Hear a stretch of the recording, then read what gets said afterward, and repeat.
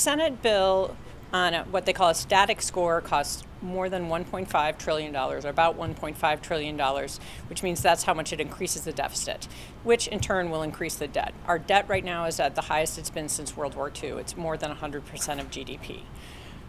What this means is, depending on the level of growth, the Senate believes and wants to believe that this will spur such great economic growth that it will in fact reduce the deficit, but even the Joint Committee on Taxation, counting in economic growth, doesn't think that it will do that.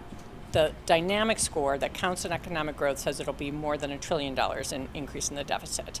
Even before this bill, we anticipated that the cost of interest on the debt in 2027 would be $800 billion, more than the Department of Defense. So we're adding to our already unsustainable debt, and that in turn is going to crowd out other investments. While we see that this is, in the short term going to put some money in some people's pockets, it is going to make the competition for federal resources even greater. And we've seen time and time again in the last 8 years that Congress has a really hard time actually cutting spending.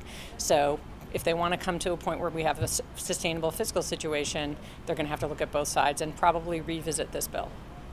The big picture, though, is that this is a significant corporate rate reduction, rate reductions for many individuals. So, in the next year, most individuals will pay a little less tax, some will pay a lot less tax, and some people will pay more taxes.